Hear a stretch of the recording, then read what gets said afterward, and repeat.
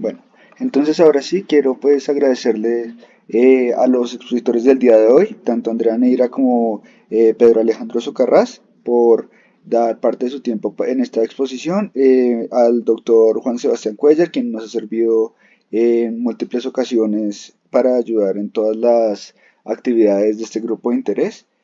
Y bueno, pues sin más que agregar, comencemos. Bueno chicos, muy buenas noches. Entonces hoy les vamos a presentar el tema de cicatrización. Vamos a hablar y pasarla a Pedrito. No, dale. No, o sea, pasarla de positivo. Ah, ya. Bueno, vamos a hablar un poquito entonces de qué es la piel, su fisiología normal, cuáles son los tipos de cicatrices que podemos ver, las que vamos a encontrar en una cicatrización patológica y un par de conclusiones que les queremos entregar el día de hoy de la investigación que hicimos al respecto, ¿vale? Bueno, listo. Entonces, por la parte de la introducción, vamos a iniciar qué es lo que se entiende por cicatrización, ¿vale?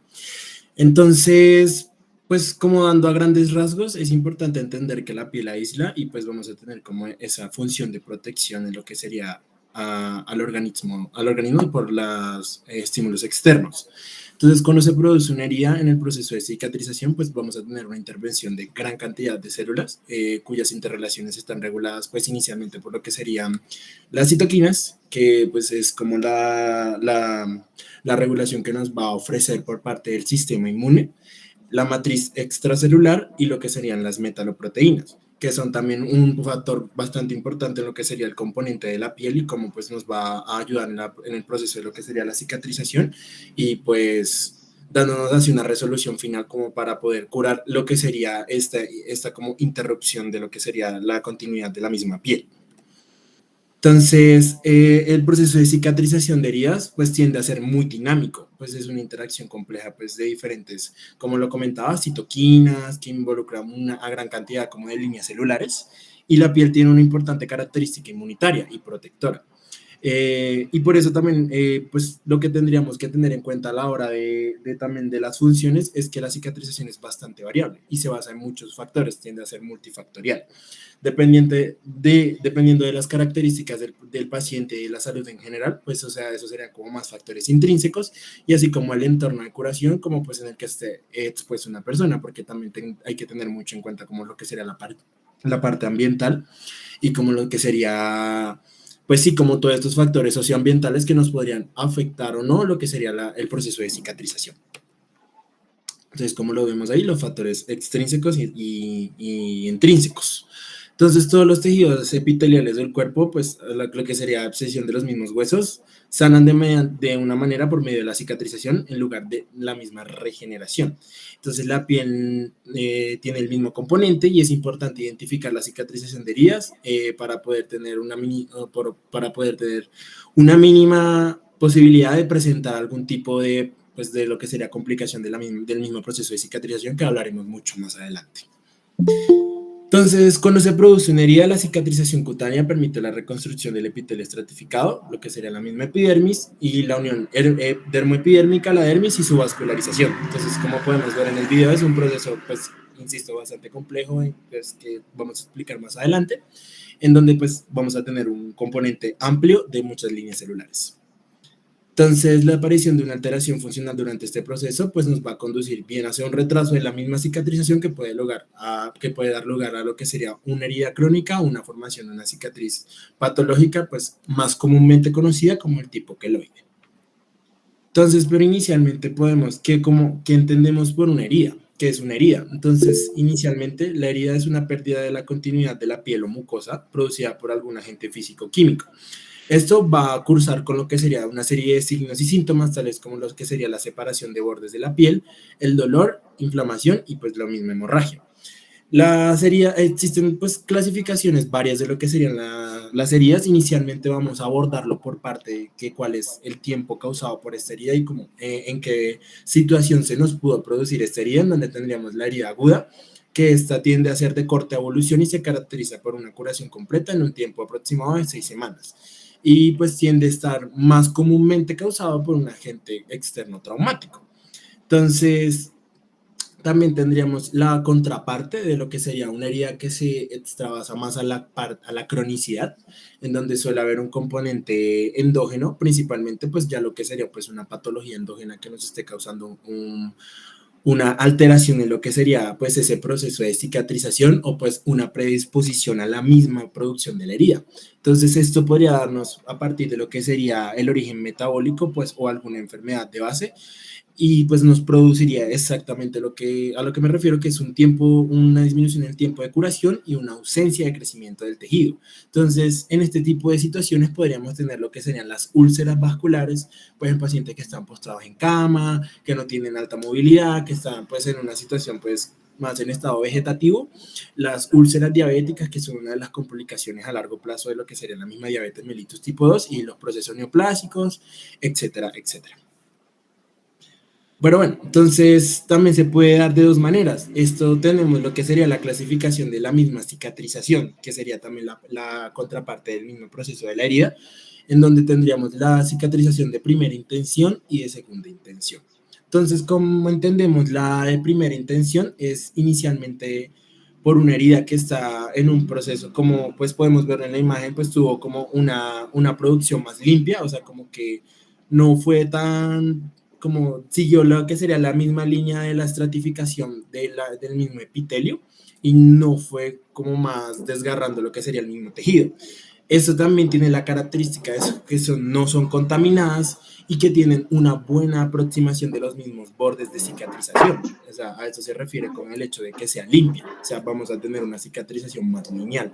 Esto podríamos ejemplificarlo por, pues, como lo que sería en una misma sutura o en una, pues, incisión que se podría realizar en una cirugía, en donde vamos a tener una dirección lineal en donde podríamos presentar una curación pues como lo dice, más aproximada y más unida pues al mismo epitelio.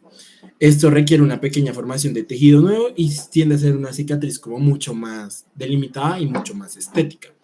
Las de segunda intención son heridas en las cuales se ha producido una pérdida como de la misma sustancia o de la misma formación de la epidermis, en donde vamos a, si pues este tiende como a suturarse, se formaría un seroma debajo de la misma debajo de la misma sutura porque pues vamos a perder una misma continuidad. Entonces, esto podría tener una predisposición a que esto se infectara y pues tendríamos una misma complicación de la herida y pues una curación ineficiente. ¿Listo?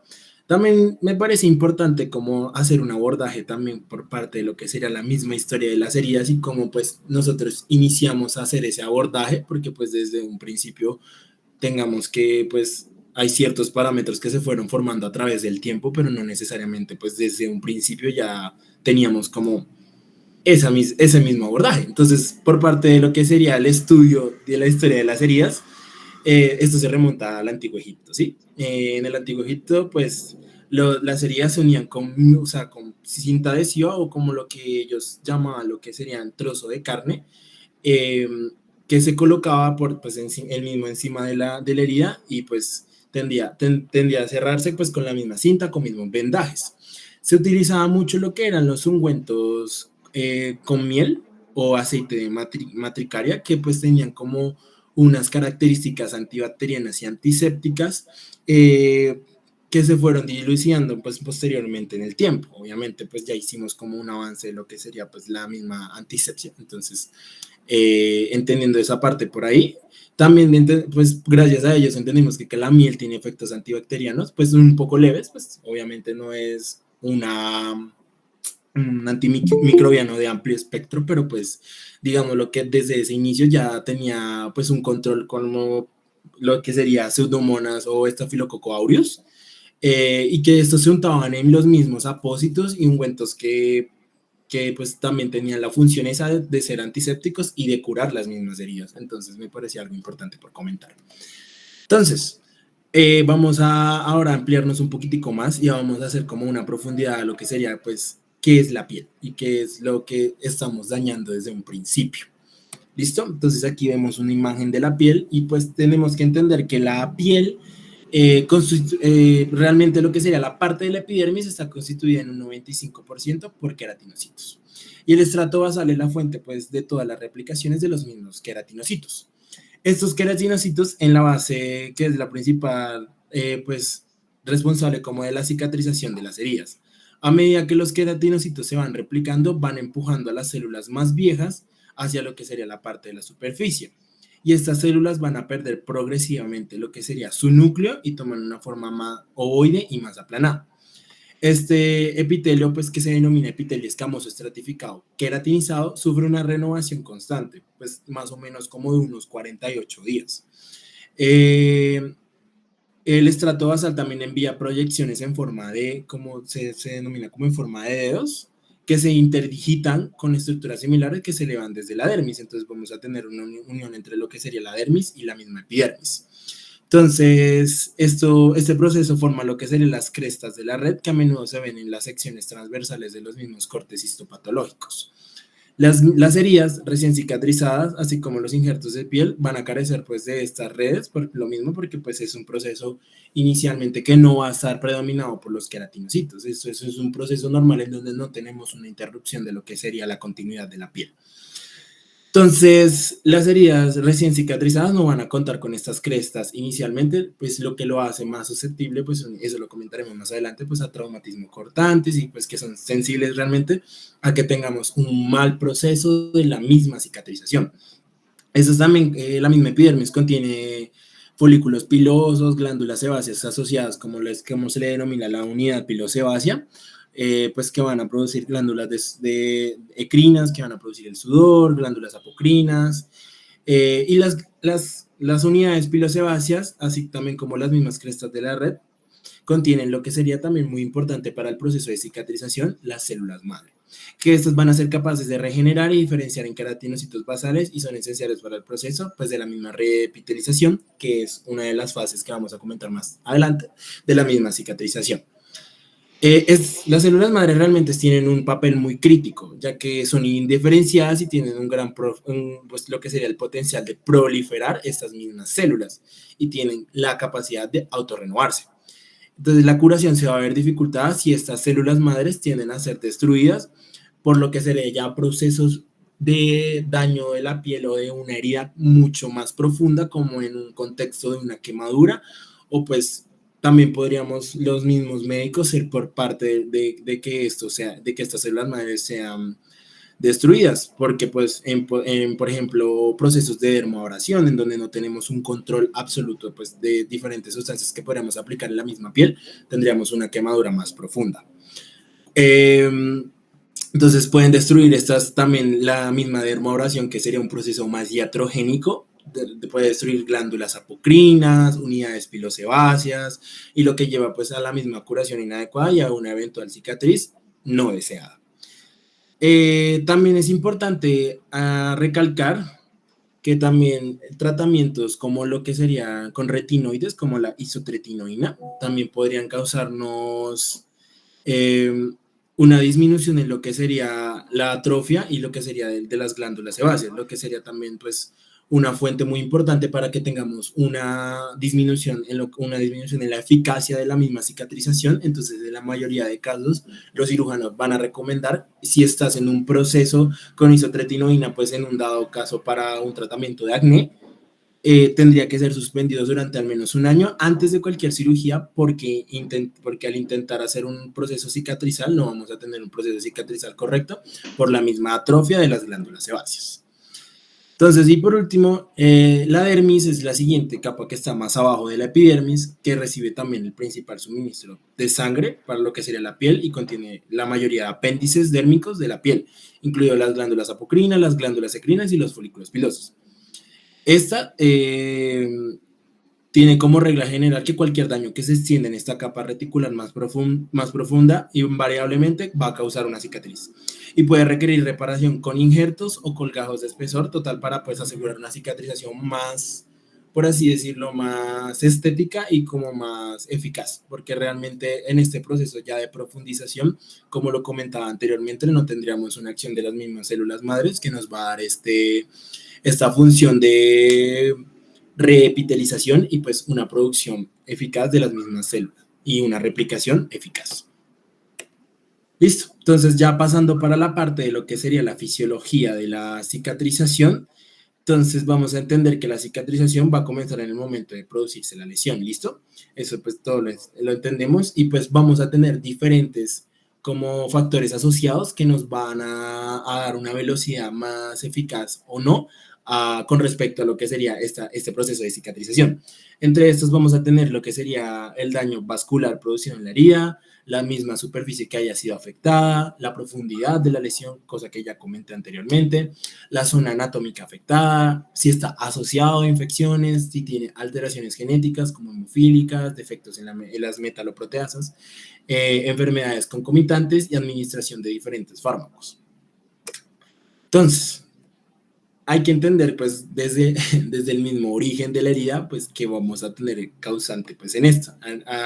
Y a nivel nervioso, pues, el traumatismo de la misma herida nos va a causar una serie, pues, de acontecimientos a nivel neuronal, que lo que sería que las mismas células sensoriales de la piel, que ese es otro de los componentes que se me había olvidado comentar, van a transmitir lo que sería la señal y el estímulo doloroso que se recibió, causando dos tipos de respuesta. Vamos a tener una respuesta motora refleja, que es lo que sería el mismo alejamiento del dolor, y una respuesta de emoción, pues el paciente cuando siente este tipo de dolor, pues tiende a activar el sistema límbico, generando una mezcla de emociones, miedo, angustia, rabia, tristeza, impotencia. Que mezclados con esto, pues vamos a tener lo que sería la misma respuesta del individuo, y además pues, también vamos a generar una respuesta autónoma del sistema nervioso simpático, en donde vamos a tener una liberación de noradrenalina que va a provocar vasoconstricción en la zona afectada, importante comentarlo, y aumenta lo que sería pues una fuerza en el mismo miocardio y una dilatación pulmonar, pero que es más a nivel sistémico, pero nos centraremos en la zona afectada. ¿Listo? Es importante señalar esto porque hay gran cantidad de factores que vamos a tener intermediando pues en lo que sería la parte de la misma cicatrización, como lo podemos ver el factor de crecimiento transformante, el factor de crecimiento derivado de plaquetas, factor de crecimiento fibroblástico básico, etcétera, etcétera, que esto nos va a tener diferentes funciones de las diferentes fases de la misma cicatrización que ya voy a comentar.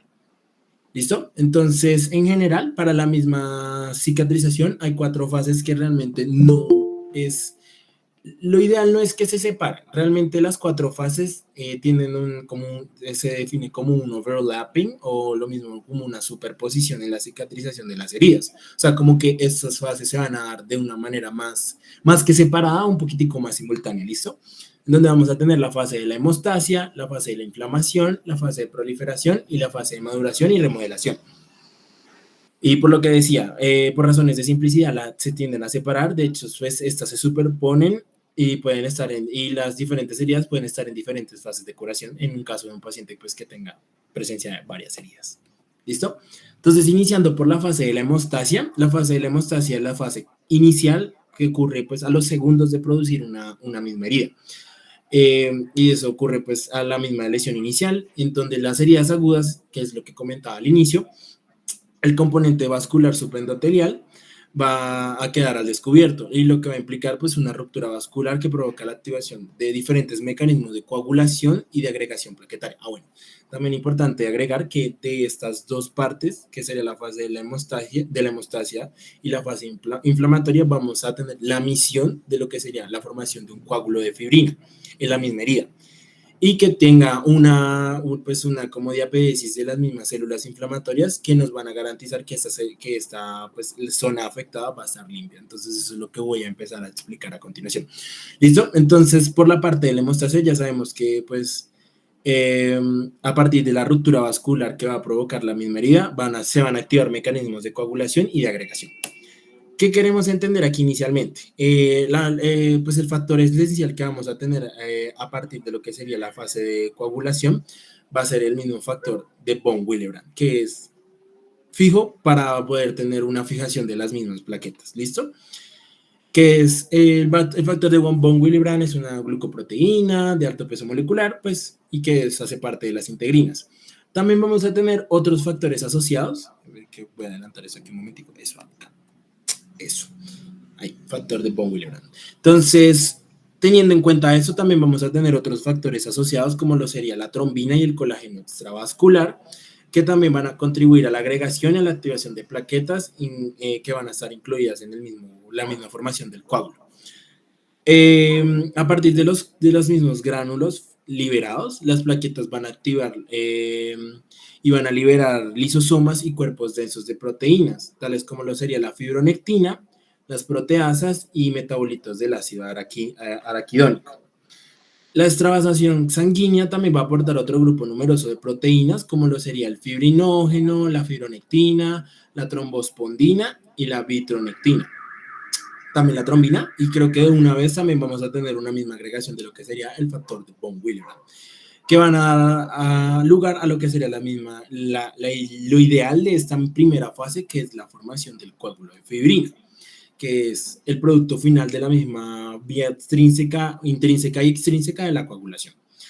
Además también de garantizar la hemostasia, el coágulo inicial también va a servir de matriz, esto como una matriz provisional que va a permitir la migración de células inflamatorias y de células dérmicas y epidérmicas sobre la herida, que esa es la otra misión que teníamos en el inicio de la fase, que es lleguen estas células inflamatorias a tener como un correcto limpiado de la superior de la herida. Entonces, al permitir que la migración de estas células inflamatorias van a llegar a la herida, eso va a ser gracias a la misma presencia de la fibronectina, la trombina y la trombospondina.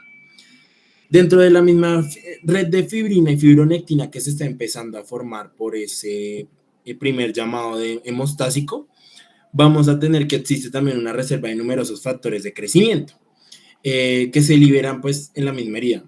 Entre estos están citoquinas, como lo que sería el factor de crecimiento derivado de plaquetas o PDFG, el factor de crecimiento fibroblástico básico, FGF, y el factor de crecimiento transformante alfa y beta. Y estos van a ser los responsables de la activación de los mismos polimorfonucleares, neutrófilos y macrófagos. Estos son las células que van a inicialmente a luchar contra lo que sería el riesgo de infección o la misma infección que esté cursando la herida por medio de enzimas y de producción de radicales libres. Y en esta fase las plaquetas y los macrófagos son pues como la principal fuente de lo que sería ese iniciamiento del llamado de citoquinas y de los factores quimiotácticos. ¿Listo? Ya pasando a la otra parte, que sería la parte de la fase inflamatoria, vamos a tener que ya al inicio pues, de la respuesta neuronal de una vasoconstricción, para la hemostasia vamos a tener un proceso de vasodilatación. Y eso se va a permitir a partir de ¿qué? A partir de células circulantes, que ya dije anteriormente cómo llegaban a la misma herida, pues a partir de el inicio del proceso de la hemostasia.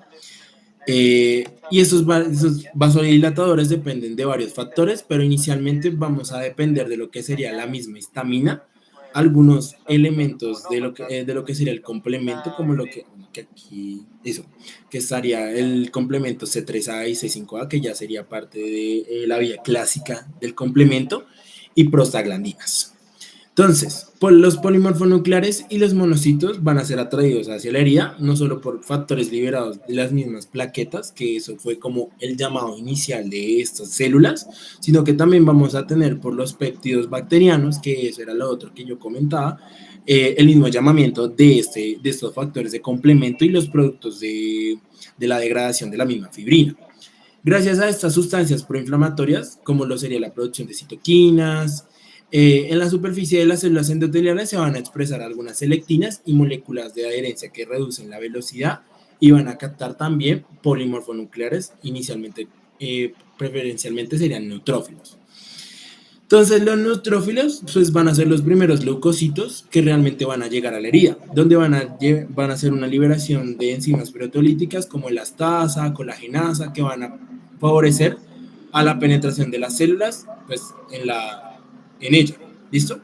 También van a garantizar pues eso, lo que comentaba desde un inicio, la limpieza y pues lo que sería la eliminación de diferentes factores como que nos estén invadiendo, factores invasores, que podrían ser como las mismas bacterias. Y ahí van a ejercer también pues ese efecto antiinfeccioso, pero inicialmente la parte local, antes pues de fagocitar por los macrófagos presentes en la herida.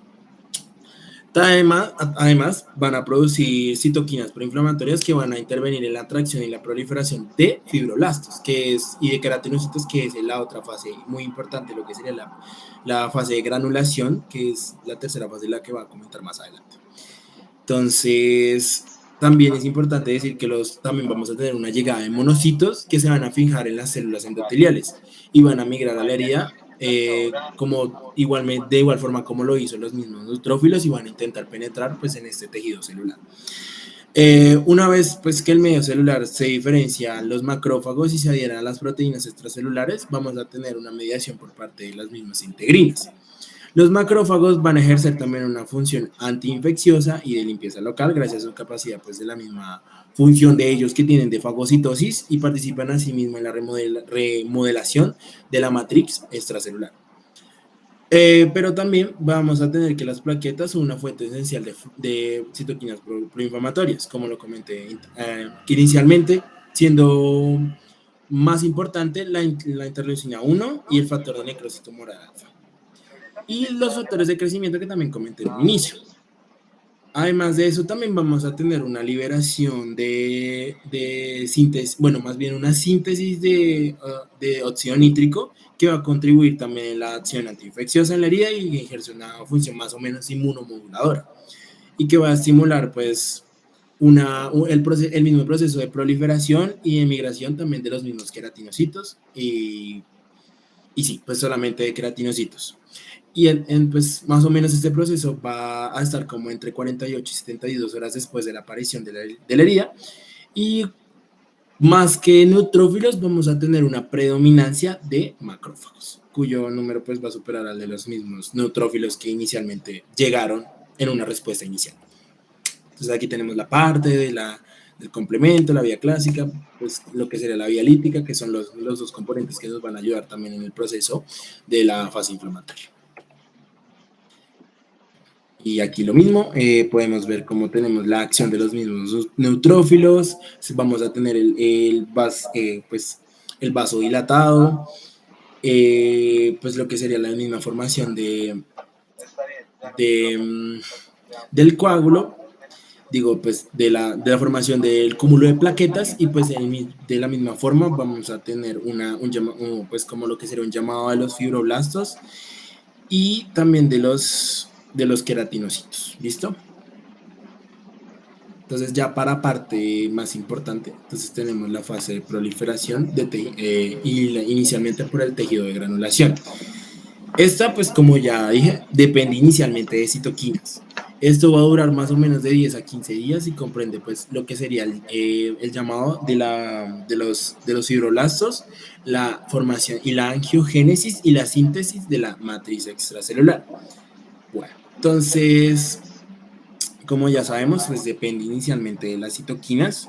La migración y la proliferación de los fibroblastos depende por la citoquinas formada por las mismas plaquetas y los macrófagos. Inicialmente lo que sería el IGFG1, creo que es, inicialmente. Bueno, entonces el factor también vamos a depender del factor de crecimiento epidérmico, el factor de necrosis tumoral alfa, el factor derivado de crecimiento de plaquetas, que es lo que nos va a hacer el mismo llamado de estos fibroblastos. ¿Listo? También la interleucina 4, que va a ser secretada por linfocitos T, mastocitos y fibroblastos, va a activar lo que sería la síntesis de macromoléculas que nos van a ayudar a la formación de la matriz extracelular por parte de los fibroblastos. El factor el TGF-beta puede estimular también el depósito de matriz extracelular mediante mecanismos que van a comprender un aumento en lo que sería la síntesis de matriz y una disminución de la degradación. Entonces vamos a tener ahí un inicio formando una parte de lo que sería la matriz extracelular. Los fibroblastos también van a sintetizar una nueva matriz por medio de lo que sería en un principio que está formado por colágeno 3 y colágeno 1. La fibronectina y proteoglicanos, como lo sería el mismo ácido hialurónico, la condroitina sulfato, el dermatansulfato y el heparansulfato. También van a participar en la remodelación de la matriz diferentes enzimas proteolíticas en las cuales vamos a tener las metaloproteinasas como la colagenasa, gelatinasa o estromelinasa, que van a favorecer la migración de las células a la misma matriz. Entonces, en esta fase inicialmente lo que tenemos como prioridad es esa formación de matriz a partir pues, de los diferentes factores de crecimiento que ya comentaba anteriormente. La misma acción del fibroblasto, que es muy importante por medio del colágeno 3 y el colágeno 1, la fibronectina y pues los diferentes proteoglicanos que tengamos ahí, mediadores. Entonces, estos distintos componentes de la matriz extracelular van a facilitar la migración de lo que serían las células para la reparación del tejido y la posterior fijación en la herida y la proliferación. ¿Listo? Entonces, como lo comentaba, es muy importante la acción de los fibroblastos por la formación de colágeno 3 y colágeno 1, que nos van a ayudar pues, a la formación y a la migración de lo que sería esta matriz extracelular, dando una fijación de la herida y pues también dando una proliferación. También existen señales negativas que van a limitar al proceso de esta proliferación del fibroblasto y de la formación de la matriz, y eso va a ser a partir de lo que sería el interferón alfa y la matriz de colágeno propiamente, ya que si tenemos un crecimiento excesivo pues, de esta matriz, pues vamos a tener pues, la formación de estas cicatrizaciones erróneas que vamos a comentar mi compañera Nicole más adelante. También entre la matriz extracelular y los fibroblastos hay una interacción recíproca en donde los mismos fibroblastos participan en la síntesis de la remodelación de la matriz extracelular, y esta misma matriz extracelular actúa modulando las distintas funciones de esos mismos fibroblastos. Entonces la matriz y las células van a estar orientadas a sí mismas a que pues tengan una función más conjunta y que pues estas no vayan a tener como una sobrelimitación pues de lo que sería la formación de la matriz extracelular por parte del fibroblasto, o simplemente que no se forme la matriz extracelular. Entonces, por parte de la la siguiente parte de lo que sería la fase de proliferación, ya cuando tenemos esta matriz extracelular formada, vamos a tener lo que sería la misma contracción de la herida.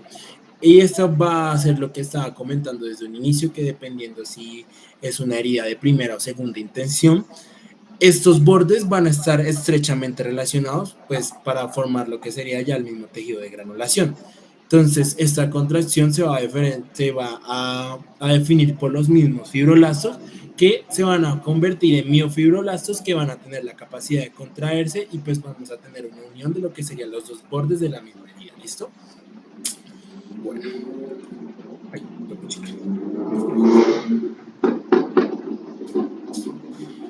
ya la siguiente parte de la misma epitelización, vamos a tener que en la fase de la reepitelización se van a desarrollar pues diferentes fases. Vamos a inicialmente con una migración de las células epiteliales a partir de los bordes o de los anexos que inicialmente se estaban formando, que lo comenté anteriormente por la función de los fibroblastos que se convirtieron en miofibroblastos.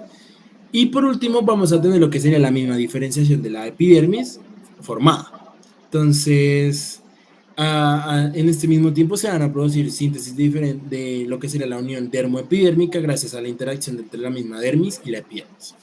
La epitelización pues es determinada en la herida pues que son poco profundas, como las quemaduras superficiales o lo que sería pues las heridas cortopunzantes. Entonces los queratinocitos van a emigrar sobre los componentes de la matriz que ya fueron formadas por parte de los fibroblastos. ¿Y qué van a hacer estos componentes? La fibronectina, el colágeno 1 y el colágeno 1, colágeno 3 y la trombospondina. Estos van a orientarse sobre las mismas fibras de colágeno y van a formar, y lo que van a llevar es un fenómeno que se llama guía por contacto. Estos complejos de adherencia se van a conectar al citoesqueleto pues, de la misma actina de los queratinocitos, y lo que va a permitir la misma migración de las células epiteliales sobre la matriz extracelular. La cinética de la expresión de las distintas proteínas que forman la unión dermoepidérmica aparece pues, de distinta forma según el tipo y la profundidad de la herida. Pues eso es variable pues, dependiendo de las mismas características de la herida. ¿Listo? Aquí también tenemos una acción del óxido nítrico y de los factores de crecimiento, como lo que sería el factor de crecimiento de queratinocitos y el TGF-alfa, beta, que son los estímulos más importantes durante la fase de epitelización, donde vamos a tener aquí una función de adherencia y de migración también de los mismos queratinocitos, así como una reconstrucción y una unión dermoepidérmica. Entonces ya solo cuando se acaba esta fase y se produce la colonización del epidermis por parte de las células epiteliales, ahora sí vamos a tener una proliferación de lo que serían las células de Langerhans, que es lo de la parte de la sensibilidad, y los melanocitos. Y ya por último, la fase de maduración, vamos a tener que ya tuvimos una remodelación de la matriz extracelular por la fase inflamatoria, la fase proliferativa, y esto se va a prolongar más, pues como a unos 2 meses después del cierre de la herida y en lo que sería la siguiente fase de regresión que puede persistir pues hasta los mismos 2 años. Como podemos ver, en lo que sería ya en la parte final de la herida, vamos a tener como una trama vascular o pues un complejo de vasos que van a brotar repoblando lo que sería la misma dermis. Y entonces en este caso vamos a dar recomendaciones al paciente que tenga cuidado, ya que si tenemos una conducción que nos destruya estos vasos, vamos a tener un retraso en la cicatrización y lo que sería también pues un proceso más como menos deseado, ¿sí? Como en lo que sería ya la parte pues, de la misma formación, pues porque ya tuvimos en un inicio una formación de matriz, una acción por fibroblastos, entonces digámoslo así que eso nos podría generar problemas como de queloides y pues lo que comentará mi compañera Nicole más adelante. Entonces en el tejido de granulación ya vamos a tener una pérdida de los fibroblastos mediante pues un fenómeno de apoptosis y vamos a tener como que van a aparecer estructuras más densas de colágeno. Al mismo tiempo pues que vamos a tener una reorganización de lo que sería la red vascular. Entonces la contracción de la herida, lo que sería la unión de los bordes, como lo estaba comentando anteriormente, va a concluir como al día 21. Y en esa fecha se va a alcanzar pues el máximo contenido de colágeno que se va a necesitar en la zona de la herida. Y la remodelación de la matriz va a incrementar de manera considerable la resistencia también de la cicatriz, además de lo que sería la misma acción del colágeno, en donde vamos a alcanzar de entre un 80 a un 90% de su fuerza inicial. La fibronectina y el ácido también hialurónico inicialmente que eran necesarias para la migración y la proliferación celular van a también sufrir una lisis progresiva y son sustituidos por mismas fibras de colágeno, fibras elásticas y glucosaminoglicanos, como lo sería el dermatansulfato y la condroitina 4-sulfato, que van a formar una matriz que posee más resistencia a fuerzas de tracción. Ya también lo que es la acción de las colagenasas, las gelatinasas y sus inhibidores, todos estos también van a estar favorecidos por la lisis y la síntesis de nuevas moléculas de matriz más orientadas al último proceso de maduración. Es importante aclarar que la edad y las fuerzas de tensión y la presión influyen pues también en la síntesis y en la organización de las mismas células de colágeno. Entonces, si tenemos una presión sobre la herida, si tenemos un paciente que es de mayor edad, pues eso va a ser un factor que va a afectar, ¿listo? Sin embargo, pues también las cicatrices son siempre menos resistentes y menos elásticas que la misma piel normal. Y por el mismo déficit de elastina y en parte la relativa desorganización de la matriz extracelular construida, ¿listo? Y esas serían pues las 4 fases y la parte fisiológica completa de lo que sería la fase de cicatrización. Entonces los dejo con mi compañera Nicole. Listo, entonces vamos a hablar un poco sobre cuáles son los tipos. Tenemos 4 principales. ¿Sigue, Pedrito? Las fisiológicas, que las que acabamos de ver, las que nos explicarán la fisiología, pues estas suelen ser finas, planas, no tienden a crecer y eventualmente pues tampoco se van a notar. Son probables después de una lesión, una cirugía, un traumatismo. En condiciones normales, así es como se debería ver. Las atróficas, bueno, estas se caracterizan por tener una piel muy delgada, aparenta que puede haber una herida aún abierta y pues ya que no hay mucha dermis ni tampoco mucho tejido subcutáneo. Esto ocurre porque normalmente pues estos pacientes presentan una falta de colágeno y son frecuentes en aquellos que tienen enfermedades de tejido conectivo o hiperlaxitud. Las hipertróficas, bueno, estas se tienden mucho a confundir con los queloides, sin embargo, estas se limitan al lugar de la herida y tienden a desaparecer con el tiempo. Por lo general, pues estas no requieren tratamiento y, bueno, los queloides, pasa Pedrito. Estas sí son lesiones en la piel formadas por crecimientos exagerados del tejido cicatrizal en el sitio de una lesión cutánea. Ya vamos a ver un poco más cómo funciona la fisiopatología en este sentido. Bueno, la cicatrización patológica incluye principalmente tres. Entonces tenemos los queloides, las cicatrices hipertróficas y las retráctiles. Las primeras dos, bueno, son lesiones fibróticas, se caracterizan por una acumulación de matriz extracelular, colágeno tipo 1 y células de tipo fibroblastos. Inicialmente pues son muy parecidas, sin embargo se pueden diferenciar una de la otra según la intensidad, la frecuencia y la duración.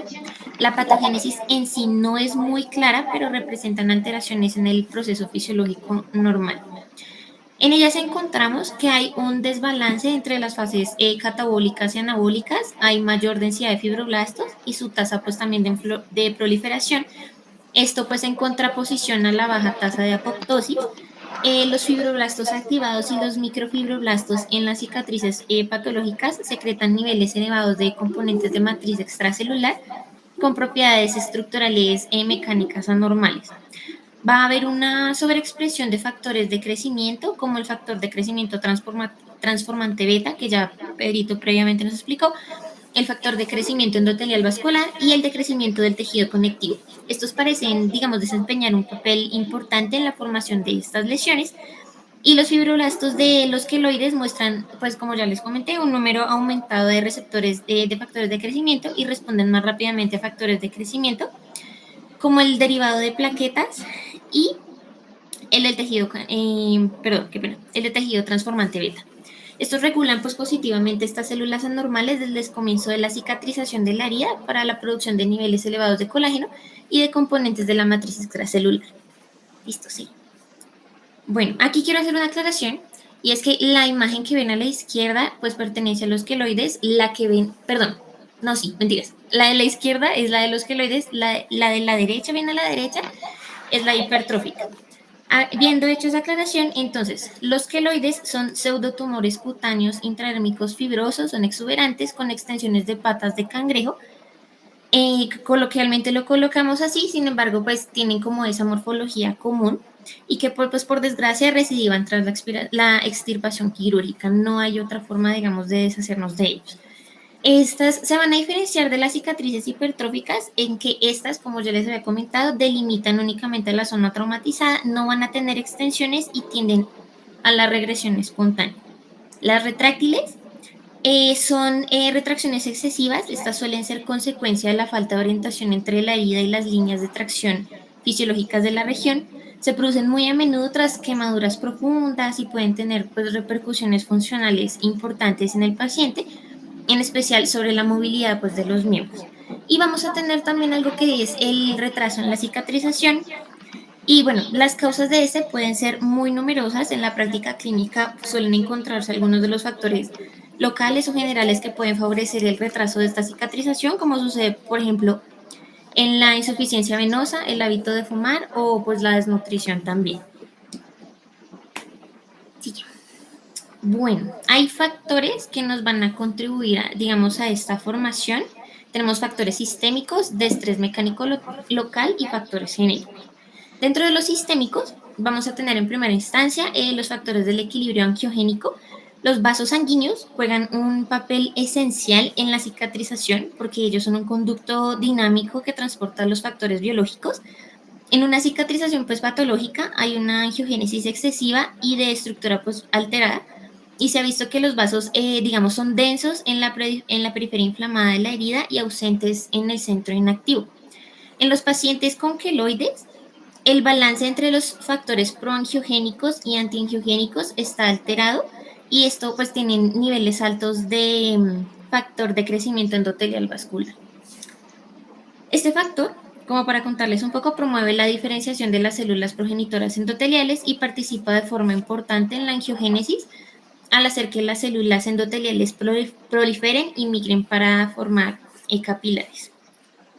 Bueno, esto previene la apoptosis de las células endoteliales y aumenta la permeabilidad vascular y con ello va a promover la entrada de